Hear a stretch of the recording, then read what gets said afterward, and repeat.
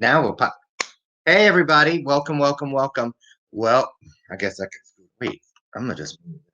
How do I do it? Not used to sharing the screen. Hi, everybody. And wait a minute. What if I move this over? Is that good enough? Oh, it's this way. How about that? Perfect. Okay. Hi, everybody, and welcome to a special edition of Bathrobe Moments After Dark. I'm Loren Michaels Harris. And this guy, wait. There you are on the screen. Who are you? I'm Dr. Brian Rowsinski. Dr. Brian Rybczynski. I'm so glad that we're here tonight.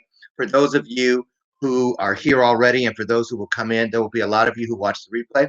There's also our friends who are watching the live stream on Roku, Amazon Fire, and all the different other platforms, E360 TV Live, Periscope. And we're here tonight because, every day the world that we live in is changing. And every day, the mindset that we live within this world with changes. I know it does for me.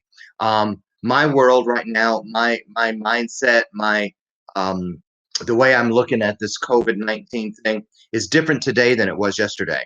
It's way different today than it was on Monday, and it's certainly completely different than it was a week or 2 weeks ago. And I think that's how it is for all of us. The reason we're here tonight is because this guy, Brian, my husband, he's a therapist, and he had been working, doing telehealth all this week. Was this the first full week of it? The first week of it, yeah. The first full week of telehealth. And, a lot of people were having issues just from not being able to see him in person, but just do it over, the telephone or something like this, Zoom. And so, and then I started hearing things and reading things about residual PTSD that people were going to be living with on the other side of this entire thing. And I started thinking, maybe we need to, well, I didn't think of it. He did. And he looked at me and, well, you tell him why you thought this was important. Well, again, as most of you know, I'm a therapist. I have a private practice in Aurora, Illinois, which is a western suburb of Chicago. And I think we're at the end of our first week of the quarantine here in Illinois. Yeah. And at the beginning of the week, I had to completely convert my practice into a telephone, online video counseling format, which is a total nightmare setting up, but we did it. Yeah. And it was crazy times here in the house, let me tell you. You're a trooper. But you made it through. We made it through. So good job, honey. Thank you. Yeah. And as I was getting prepared for the week of working with clients, I just started thinking, oh my gosh, how am I going to help people with this very abrupt shift in our lives? I mean, this is a new normal for the time being. Mm-hmm. And so I started working with people, and I started just trying to brainstorm possible ideas for, how can we get through this time period? And surprisingly, a lot of the clients that I worked with this week weren't as much anxious about the coronavirus itself as much as they were more about the disruption to their lives and how being trapped in their homes was just creating a lot of anxiety. And one thing about anxiety is that anxiety is about risk versus resources. The more risk you perceive and feel, and the less resources you have, the more anxiety that you're going to have. And I'm just going to throw it out there right now. I don't have to tell a purpose in here tonight, but I do have one of my greatest resources, red wine. Cheers. And he'll drink for both of us. Mm-hmm. Sure will. So as the week went on, I just kind of started creating a list of ingredients or survival strategies, so to speak, that can help people get through this quarantine where we're trapped in our homes.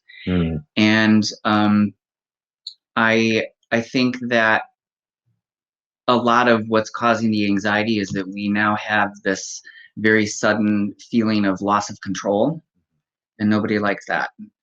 And I've come up with a list of these things that I think are within our control that might help people feel a little bit more of a sense of stability during this period of upheaval and uncertainty. Absolutely, because here's the deal.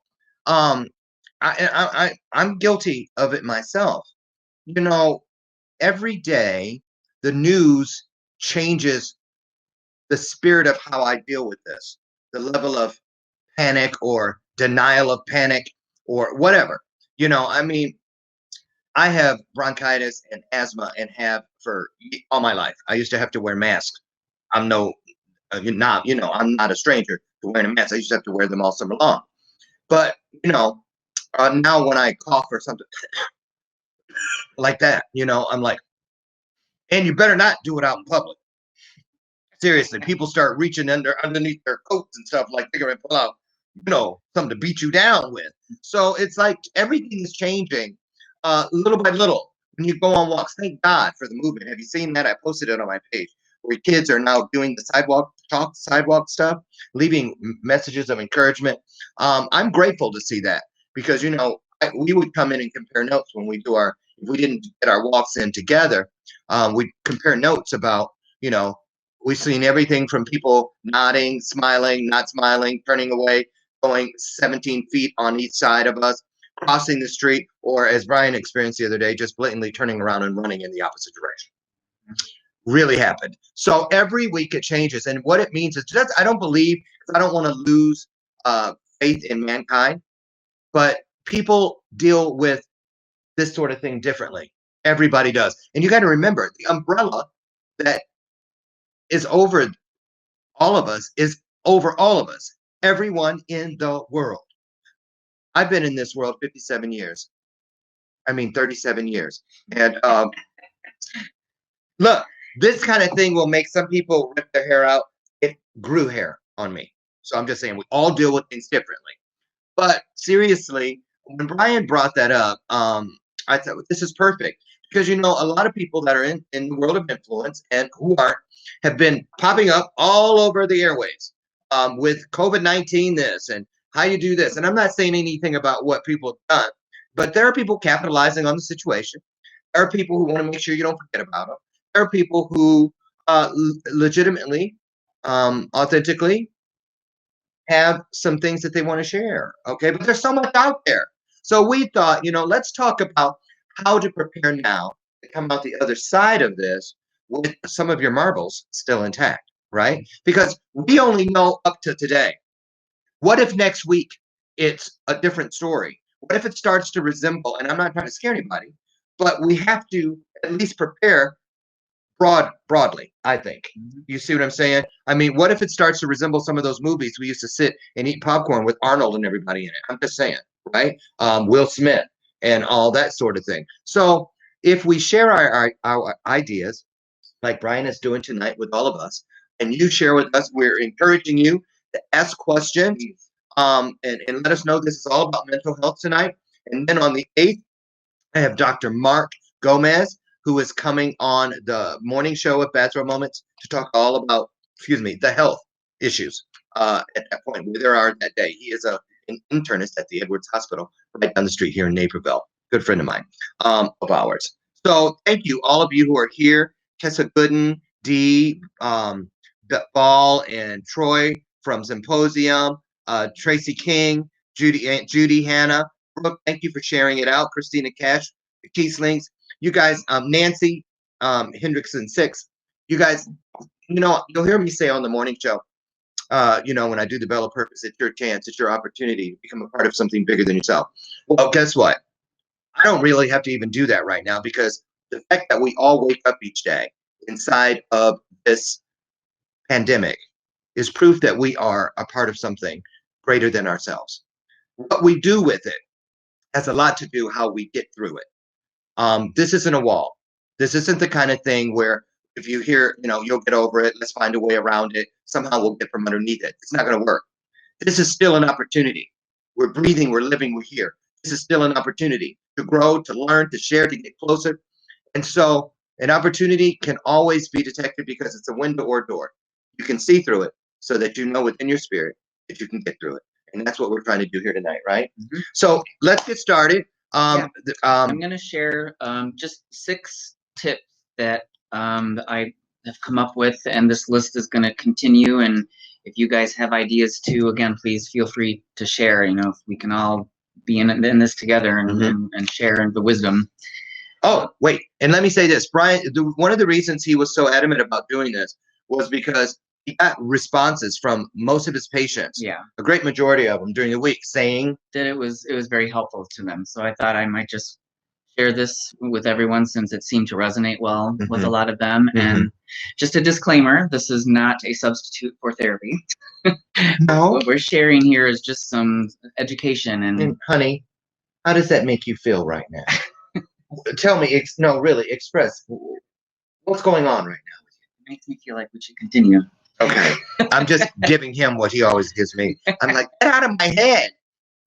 Okay. Look, I tell people all the time, I was destined to either marry a plastic surgeon, so I could have had this, or a therapist. 1 out of 2 ain't bad because I knew I was going to need both of them. So anyway, so we're going to get started. And listen, don't hesitate to ask your questions. And everything that Brian is going to be sharing with you, the list and all that stuff, we're going to type it up over the weekend, put it in a nice PDF on his letterhead, and have it available. So if you're interested afterwards in us sending it to you, private message me or Brian if you're friends with Brian, and we'll make sure you get it in the next few days. So let's get started. So I'm going to just share with you these 6 tips, and then at the end of it, I will also teach just a few little stress management coping skills to also help round it out. So the first tip is a survival strategy would be structure. It's very important while we are quarantined that we still have some semblance of normalcy by having a routine, a schedule of some kind. And I think that means just making sure we get up at the same time every morning, we go to bed at the same time, and then we fill in that time from beginning to end with just productive, meaningful activity. A lot of people are working from home, so that's an easier built-in structure that's already established. If you are someone who is not able to work from home and you're off of work right now, it's going to require more creative problem solving to kind of figure out what that's going to look like. That also kind of just transitions into the second tip, which is productive busyness. And productive busyness to me means, we're at home now when we're stuck, and this is a time for us to get things done that maybe we ordinarily couldn't because we're commuting to work or we're at work a lot. And so this is just a good time to, I think, just take out a piece of paper and brainstorm a list of ideas of things that you have always wanted to get done, whether it's stuff around the house, whether it's personal goals. Ooh. Prioritize those and then just start hammering away at them. Right. And what's that over there? Oh, well, before I bring that in, I want to say this too, because here's another thing. You guys remember a couple weeks ago, you'd get all these notifications from everybody, your credit card companies, the winery, your restaurants, Wendy's, everybody. I got one just a few minutes ago from Penn National Gaming, because every once in a while we used to like to go to the casino. And they were talking about, and I haven't read any of them really. I'm like, oh, another one of those messages from somebody about COVID-19. We care. But I read this one, and it was really, it touched my heart. Not because it was like, oh, but what it was when they explained how they have 19 properties that are all closed and 450,000 people without work, and how they're paying them through the end of March 31st, and then carrying their insurance until the end of April. When you think about that many people, that's just the people that are working. That doesn't speak to their children that have special needs, their children that have physical needs, the people that are taking care of an elderly parent, all the different things. And, every day, like I said, that we're healthy and that we're here. And when you're doing the stuff like the structure and you're doing what I'm going to show you what I'm going to start doing, because I need to keep my head together. I had a call this week, someone that I work with, of course I'm not going to mention them, but one of my coaching clients, has tested positive for COVID-19. Misty Lane posted that, her college sweetheart is in critical condition, where he was walking around on campus as a music teacher just a week ago. And he's not an old person. There was a 16-year-old kid that passed away from this just, I believe, yesterday. The numbers are changing every day. So it would make sense to me that we're changing too. So all of these things that we're going to go through tonight, write them down or get the PDF from us, because you may not feel you need it today, but we want you to have it someplace. Put it in front of you. Time travel. Put it in front of you for that day when you wake up and you go, you know what? Oh, shit. I really need that list. It'll be there. So that's what we're really going for, okay? Not to scare anybody, but to help us keep that dialogue open. Because what if I go silent one day, 2 days, 4 days in a row? A lot of you are going to say, are you okay? It happened to me last August, remember, honey? And people were like, what's going on with you? What's going on with you? And there was no COVID-19 then. It was just something that big in my world. So that's how it is for somebody somewhere. Many people every single day now. And if we are blessed enough to be healthy, let's make sure we stay healthy here so that we can help each other, no matter what's going on physically. So this over here, he goes, what do you have? And this is just an example. What do you do for productive busyness? Well, Amy? I'm about to start right now. Because, this is just one of many. This is my sock drawer. Right. This is my sock drawer. And for a person who swears I can never find it's also my sock drawer and my dress up boudoir night drawer. I won't even tell you. This is from my Arab what is it? What is that thing? The Alibaba and the anyway, that's another show. But anyway, in here, I have all these socks, and there's probably 300. Oh my God, look. And there's other things in here too. We're not jumping it out. But I'm gonna go through and either match up. Ooh, I need to donate. Those are grandpa socks. Ew. I've never worn them. I know. And there's more shimmy, shaky Cocoa Puffs. But I'm gonna go through while Brian is going through the other things, and I am going to like this this sock. When was the last time I wore a tube sock this long? For real? Oh, okay. See, I already know. This is really supposed to be in my shoe shine box. So that's where I will send it. But wrong drawer. Wrong drawer. But I'm going to go through and this is just ridiculous. Seriously, I have socks in here from the 80s. He does. And I'm going to get rid of them because I keep pushing them down, stuffing things down. I was always told by my mom when I was a kid and my room would be a mess. And she'd say, go in there and clean up your room. And I'd go, and my answer would be to shut the door. And she'd go, you're done already? I'd say, I should shut the door. No, go in there and clean it up. And I'd say, why? And she goes, because what the inside of that room looks like is an example of what's going on inside of you. So go in there and clean it up. And you'll be cleaning up some of the stuff that's inside you. And this is kind of saying the same thing. Now, after this, there's a pantry that has stuff. I'm not kidding. When you touch something at the top, everything comes falling off down on the floor. I can't tell you how many jars of pasta sauce or this, any of that are broken because that thing needs to be cleared out. We have a thing in our kitchen with all our wine glasses stuffed in it, laid stuff. You open it up and they come rolling. You go like, I'm going to do that one. In the junk drawer. Okay, we all have a junk drawer, but you should be able to pull the junk drawer open without it getting stuck because there's so much shit in there. So I'm going to do that. Because my excuse is that I never have time. I got it now.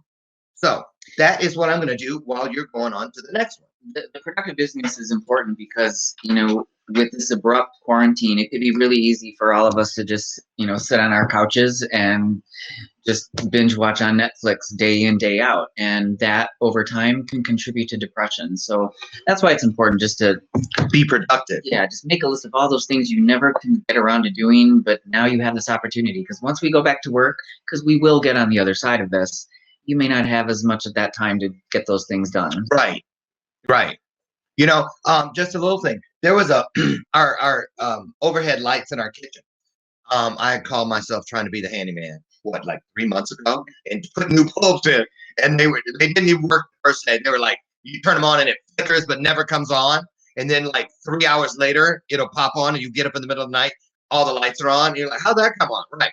So I finally got the ladder out and crawled up there and fixed it yesterday. It took like 3 minutes, but it's been like that for 3 months.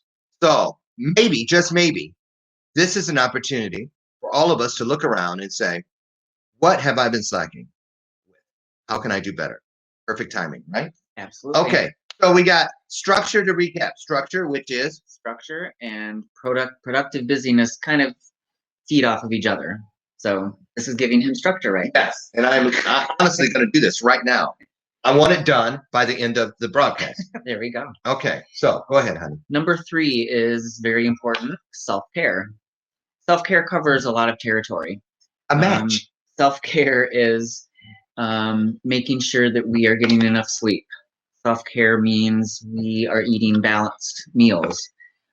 Self-care is all about mind, body, soul, spirit. Making sure that we are feeding them in a healthy way. Self-care, one thing that I've noticed with some of my clients this week is that, hey, yay, I get to live in my pajamas now. And a lot of them are not attending to hygiene, taking a shower every day. Ooh. And that can be really dangerous if that goes on for too long. It can contribute to depression, it can affect your mood. Yes. Can I just say, I'm not saying any names, but I do have a family member. You know who it is. I can't say he or she because that'll give it away. When I asked this person, I almost said it, the gender. When I asked this person early in the week, I said, well, have you gotten up out of the chair? A little. Are you showering and stuff like that? I don't know. Maybe I am, maybe I'm not. Now, that could be the start of a whole lot of things.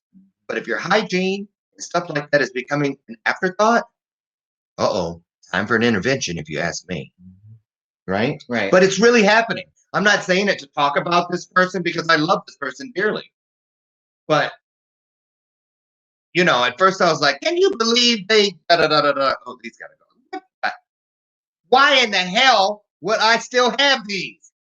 These are from the 80s. Oh. Jane Fonda. There they go. Oh my God. Oh, I'm glad this is going on. Go on, honey. Okay. Self-care also means, relaxation-based things, hobbies, leisure, just doing things that are going to make you feel good. This is a time for us to really spend time rejuvenating. We live such hectic, busy lives a lot of the time that this is an opportunity to just relax and chill. So that's self-care. That's self-care. It's important. So wait a minute. Relax and chill. So I kind of think that needs to go under structure. That could be built in. Actually, thank you for saying that. You're welcome. With structure, another recommendation that I would have, and I know this sounds tedious, but I would actually literally encourage you to sit down, take out a day minder that has I've been looking for this. That has the times, throughout the day. This is dress up night too. Anyway, go on, honey. And literally fill out a time management schedule for I'm going to do this from the moment I get up to the moment I go to bed. These are all the things that I'm going to do throughout the day. And it creates a bit of an accountability for you to follow. Yes. And you could even schedule in time to fold your socks. Hey, Dave and Becky are here. Oh, hi. So there's another therapist on here. Becky, feel free to chime in.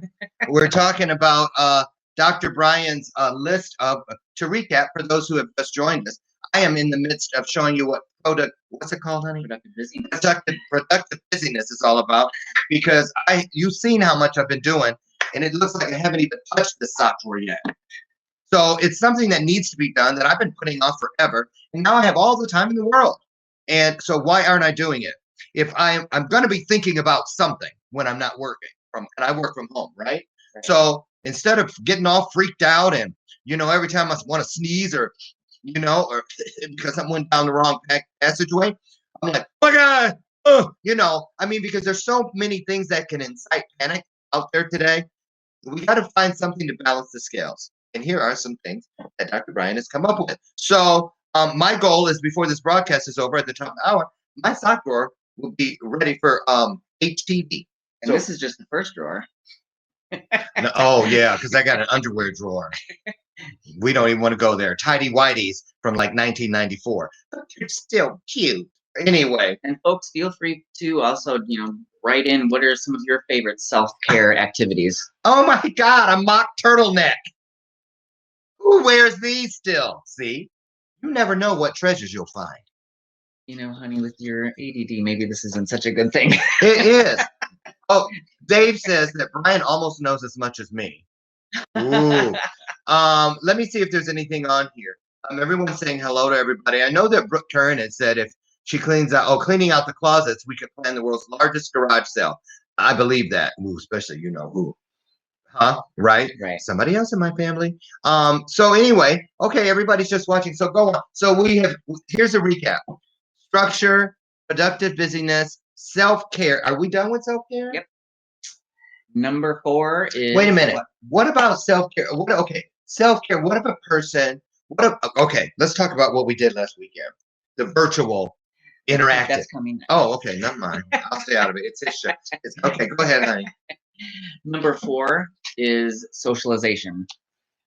Being quarantined, obviously, a lot of us are isolated, and having connection with others is a very, very important thing for overall health and well-being. Mm-hmm.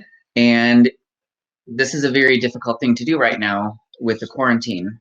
So this is an opportunity to really do some creative thinking on how can we reach out, connect with others. And we actually did something last week that helped. That was actually really kind of fun and cool. It was. We Zoom, which this is not Zoom, but Zoom is an app that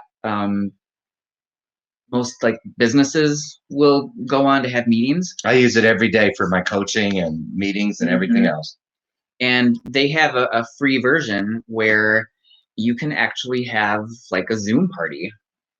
You send out an email to all your friends and family, and everybody just clicks the link inside the email, and you all pop up in the same video room. Yeah. And we had a little Zoom party with our friends Tammy and Carly last week. Right. It was really fun. Even before that, oh my God, my do-rag from when I was a pimp at Halloween. Oh, look. Oh, I'm wearing that. I'm putting that on. And my babushka from the 4th of July, my birthday babushka. So anyway, yeah, and Friday, that was Saturday night. Friday night, I was minding my own business. He was down here doing some kind of a continuing education training. And I went to bed or to go play my game, right? And out of nowhere, I get a Zoom link from L. Patrick Dickerson. And then I go in there, and there's like 20 people from all over the world. And I was on there for almost 2 hours. I came down and got myself a glass of wine. And it was cool because even though I was on my phone, if you scroll, you're in with 3 other people. Scroll, 3 other people. I promise you, it was like whatever page I was on, I was in the room with those 3 people, but I could still hear down the hallway. So I would hear somebody say something. I go, hey, is Shannon back? And I'd scroll down. There she'd be. It was like running through a virtual house party. And it was great. Just like our game night. With our game night, it was one of those card games, almost like Cards Against Humanity, but different. But we took pictures of the cards that the other people that were playing virtually in other places. We took those pictures, sent them to them, and when it was their turn, they just pulled up the cards on their phone. And it was great. It felt like we had been together for 2.5 hours, flew by. It, like we were right in the same room. It felt good. And what do you think that does, honey? Dr. Brian, I don't know him.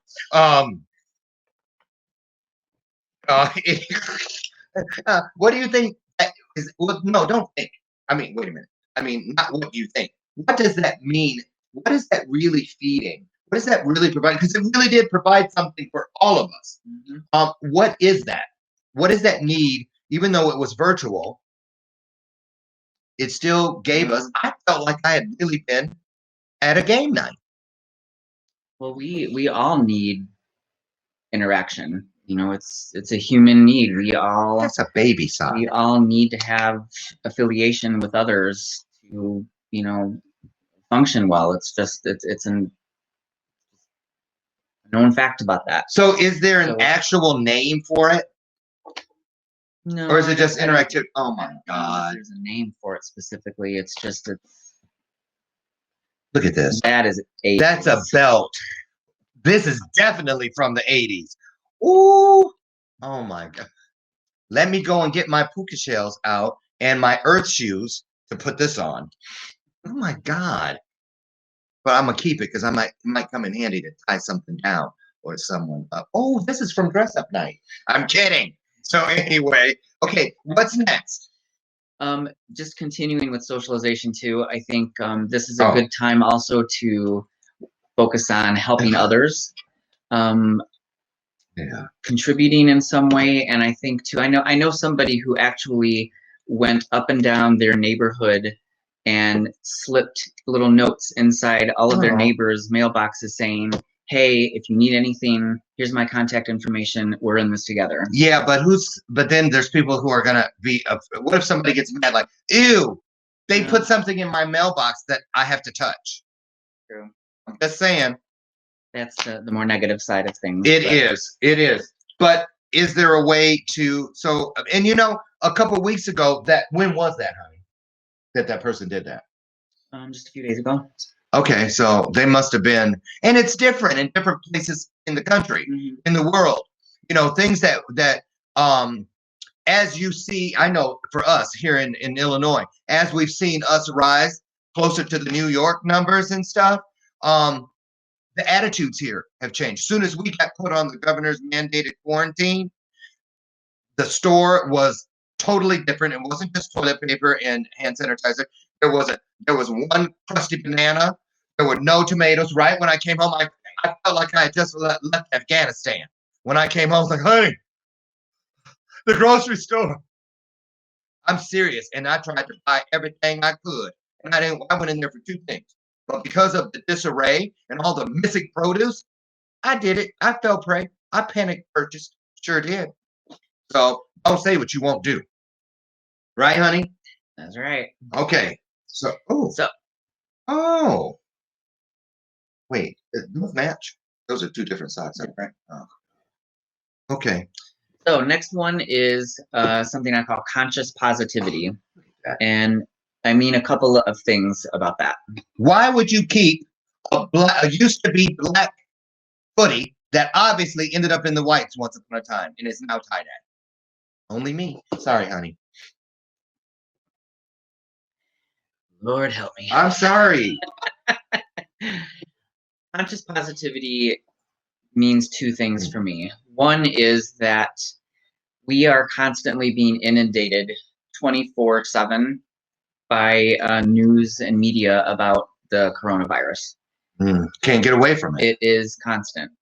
And I think it's important, number one, that we limit our exposure to it so that we aren't constantly swimming and dripping in it, which is just going to contribute to more anxiety and fear. So I think it's important to be informed, obviously. So I would encourage people to just limit their exposure to it like just once a day and just spend, watch the evening news or for a half hour, read articles about it just so that you're knowledgeable and informed. That's a good point because, honey, you've been doing that. I remember these. I think one of them has a hole in it. I remember, the other night I was going to just start watching, what was it, 7 o'clock news or something like that. And you're like, no. Let's watch whatever the other news. What time was that? 9 or 10 or something. And you didn't want to watch the 7 o'clock because first of all, it was halfway through and he said all the good stuffs at the beginning, but he limits himself to when he's going to watch and how much. It's almost like what some people do with their kids with screen time. I think we have to implement that ourselves because it is overwhelming. It's overwhelming. I remember that from the last election. I had to do that because I was like, I'll eat later. Bring me a bucket. I gotta pee. You know what I mean? Right. And I didn't want to. Blue Chip Casino. Oh, remember when we used to go and do these things back in the good old days? So anyway, what's that doing in there? It's not like I went when you weren't home. Because we have a place we keep those. I don't know how that got in there, honey. So, okay. So So I think limiting the exposure is very, very important. I think another part of conscious positivity is just making sure that my birthday. I'm putting this on. Okay, go ahead. I'm sorry. have any of you counted how many times he's interrupted me in I can't help it. so far? This is what you can expect when you're doing productive busyness. It's a treasure trove of memories and really cool finds. Okay, well, you can tell how hot I look in this on my birthday. Here in a minute. I'm sorry, honey. I'm just saying. I'm finding stuff I haven't seen in forever. Okay. Go ahead. You look very cool. Thank you. I feel cool. I think we also need to be more deliberate in making sure that we laugh and that we are exposed to more fun, positive things, whether that means, listening to funny podcasts or watching funny YouTube videos or watching a comedy on Netflix, just something that's gonna lighten the mood a little bit. Because and you know what? I'm sorry, but honey, this is one thing I gotta say about my husband. He's really good at that, tricking me into what is best for us. And it's always right on point because like we get in habits. We may watch something that's heavy a lot. Like right now, we're working our way through that show called Oz, right? Which is heavy. But when it's a heavy day in the news and we get news about, somebody's in the hospital or whatever, he'll go through our recorded shows and say, you know what? It's a perfect night for Will and Grace. Or let's watch some RuPaul's Drag Race or something we have recorded. We won't just watch certain things that we've recorded because they're there. We kind of spread them out and save them because we know we're going to need that comedic relief. And I think that's an important thing because some days are going to be heavier than others. And, you just got to laugh. You got to breathe. You got to listen, let some shit go. Right? That's right. I agree. And then the last tip is, I kind of refer to it just as visioning. And, we are going to get on the other side of this, but I think this is a good time to reflect and to, kind of figure out what are the takeaways from this crisis and what have I learned about myself that I can apply on the other side of this that's going to help me become a better version of myself. And, how can I help others? How can I help make the world a better place? I think it's kind of hard for a lot of people to do that right now because we're all still trying to adjust to the new normal. But once things settle a little bit more, I do think that's a really important way of just making meaning and figuring out what our next steps going to be to have a better life moving forward. I want to say also, hi, Michael Kyra. There's our virtual son. Hi. Susan Denning. She said, I keep checking the news all day and I need to stop. ! !3. And I'm glad we touched on that. Hi, Danny Meadows. Little Danny's here. Even the kids are in the house.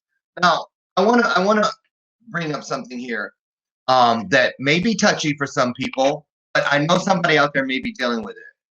There are those of us, see, I included myself, that have had addictions, whether it's eating, sex, porn, drugs, alcohol, food, and you might shopping. Well, you can unless online. This could easily be one of those trigger times for people because we used to always tell ourselves, with all that's going on, I deserve it. I'm telling you, I know how people are thinking because I'm deciding now because I've had all kinds of speaking gigs, all the way out till August. Start commencement speeches, Germany for us, the TED Talk, gone. And then now, today I just had my first coaching client that has to drop out until things change because he's sitting at home. Today was his last payment. That's a monthly thing. I'm just keeping it real. So, you sit there and I'm looking at my bills and I'm going, you can come take this from me if you can find me. I'll be backing my Volvo into the driveway. I'm just kidding. But you know what I'm saying? People are getting into that position where they're going to have to pick and choose what they can pay and who they can't. And if you're a person who had a weakness before for some type of an addiction, And say a lot of people are quarantining alone. Believe it or not, we know a bunch of people that are single that are quarantining alone. And if you happen to be one of those people, I just want to say, and Brian, you speak up about what you think about this, is set up some fail safes. You may not have needed what is it they call a sponsor or anything like that for years now. But this is something that none of us have ever experienced. Be smart. Make those connections. Get in a group or get into something where you can go if you start feeling, like that really goes along with the self-care where you're right, because of the stress, a lot of trigger problem behaviors can come up because of that. Oh my God. I'm going back in the gym. I need this. Yeah. Powerlifting. So, like for example, if you're in a recovery, everything has gone virtual now. There are online, AA meetings, for example, that you can go to. I mean, just do your research and try to find healthy ways of managing these kinds of triggers. I agree. So I know that these 6 tips seem maybe like no-brainers, but when we're under stress, we don't sometimes take the time to just stop and breathe and think. And I kind of want to segue a little bit into just a few brief little coping strategies that you can implement to help with anxiety or stress reduction. Kind of a little neuroscience lesson. When we feel stressed or threatened in some way, our bodies go into, you may have heard of this, a fight or flight response. Yes. And when we go into fight or flight response, neuroscientists have found that our minds actually go offline because the body is trying to mobilize all the energy that it can to protect ourselves. We'll fight, some people run, some people freeze. What we need to do is catch. Good job, honey. Just showing you it is empty. Thank you. Go ahead, honey. What we need to do is catch the physical symptoms of anxiety and stress, which can be rapid heartbeat, shallow breathing, body temperature can go up, you might sweat, you can feel a little restless, fidget, pace, muscle tension. What did you just say? Fidget. Fidget, you can fidget and pace, fidget. Oh, kind of like what that kid thing. Oh, okay. Oh, so wait a minute, because I do that pacing, and I always thought it was a negative thing. Like when I'm on a call, I can move around and pace a lot. It's your body communicating something to you. It could be that you're stressed. It could be that you're. I don't know what you're talking about. You need some kind of movement to help relieve something. So, are you diagnosing me? No. Sure feels like it. I'm just kidding. I'm kidding. Let me ask you guys something. Do people wear brown socks? Just put it on the screen, or should I toss them? Don't they look like grandpa socks? Anyway, go ahead, honey. So what we want to do is we want to get the mind back online so that we can use our cognitive capabilities. We can problem solve, we can use good insight and judgment. But when we're stressed, that's all out the window.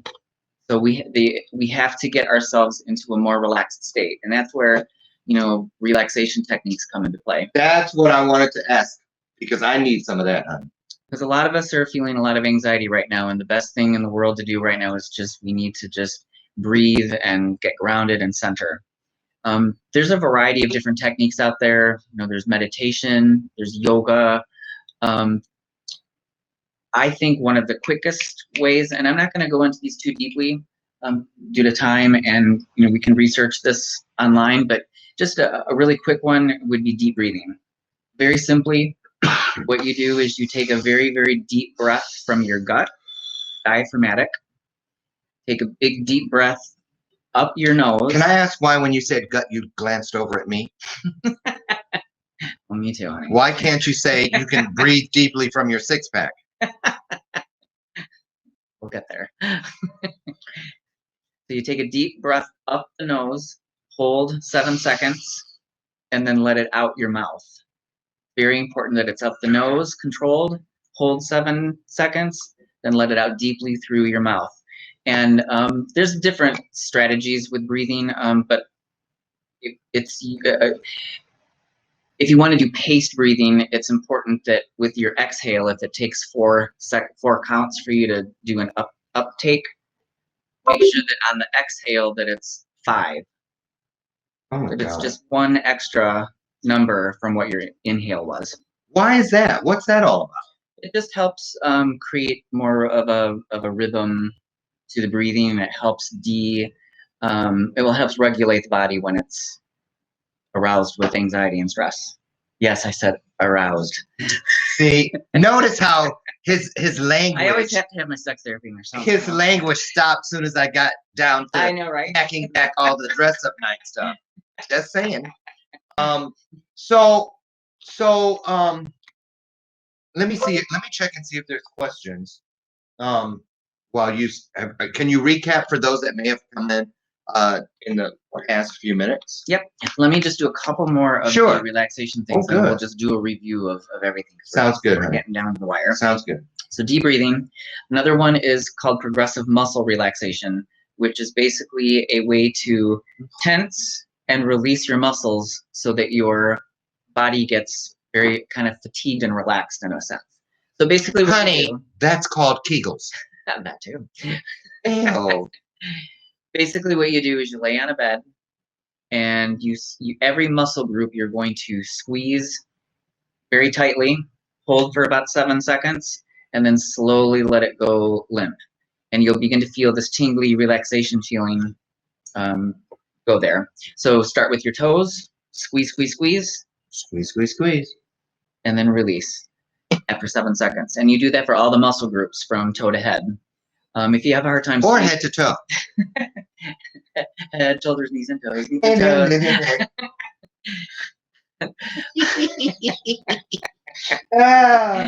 We don't need That was a Will and Grace. We've got each other. So that's a good one to do right before bed if you have a hard time sleeping, because you're tensing your muscles so much so that you're going to fatigue them, and it's going to help your overall body just get tired. Honey, what about somebody that has trouble sleeping? Because listen, I never have to take sleep aids. Some people do. That would be me. But since this COVID-19 thing has shown up, I've been taking, what's that stuff? Unisom, and what's that one with the M? Melatonin. Because everything is, you got to make sure you're honest with, oh, look, attempting to reconnect. Our internet went out. There it is. There it's back. We're back. over there. So anyway, something happened, but we're here. But who's that calling here? So I'm saying, what the heck? Yeah, wait a minute. I'm glad we're near the end, honey. Wait a minute. I'm glad because he's going to want to know about this.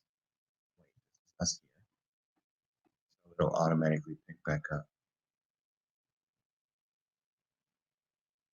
Now we're still on the screen over there. Are we still live? I don't know. What's that on my head? That's hair. Can you still hear us out there? Oh, that's D.L. Banks is here. I think they can. Let me wave and see if it shows up over here. I think we're on now. I think we are still on there. Wait till I wave. Oh, who is that called? That's D.L. Oh, Missy says we are live. We are. Okay. Oh, okay. Okay, keep going, honey. So another skill, it's just very simple. It's called a forward bend. And this is from dialectical behavior therapy. I know a few of you all are familiar with that one. A good old forward bend. And basically, it's a re-regulating skill where I snorted. you basically just it's simply you just bend over and try to touch your toes. You don't have to touch your toes. Like that's gonna happen. But you bend over, and basically you want your head to be below your heart. And there's just something about that helps to re-regulate the body when it's stressed. That overall, and you only have to do that like 15 to 30 seconds. So, and you can also incorporate the breathing with that too. So, honey, should people practice these things when you're calm? Yes. So that you know what it actually feels like? Because I wouldn't want to try this when I'm all messed up in the head, because Well, it's important to do that then, but yes, I think it's important for you to practice these techniques at times when you're not stressed, Right. so that when you are stressed, your body's kind of been conditioned to know what to do in those moments. Right. And plus, I would encourage you to do this, frequently throughout the day, to help discharge any tension that may be building up in the body that you're not even aware of. Ooh, good one. And then the last just technique that I'll talk briefly on is it's called mindfulness. Mindfulness is very helpful with anxiety management because it's helping you learn to be fully present in the moment, in the here and the now. You just focus on one thing in the present moment, with no judgment, full attention, full acceptance, and it's just learning how to be in the here and the now. If we are not, for example, with Loren doing the socks, he's fully present in this moment right now. I really am. I mean, I forgot y'all were even here. Can you tell?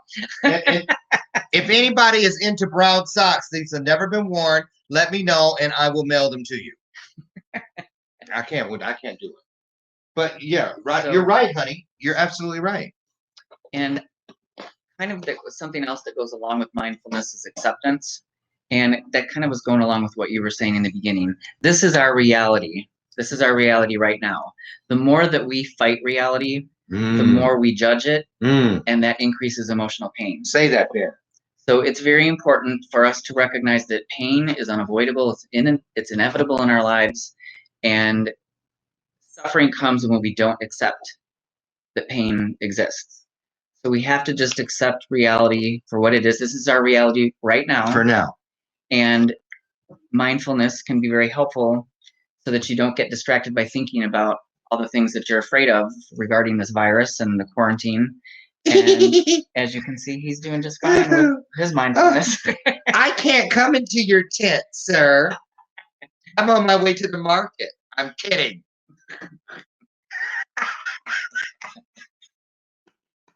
So just to recap really quick, we'll just go through all of that again. Okay. And we're attempting to reconnect again. Oh, well, it's doing that because I see. Okay, we're still on. So just the 6 tips again were: number 1, try to incorporate structure and a time management schedule every day. Every day. Number 2, productive busyness to fill in all the things that you haven't been able to get done. You have an opportunity to do that now. Right. Number 3 is self-care. Number 4 is socialization as best we can. Number 5 is conscious positivity, limiting our exposure to all the negative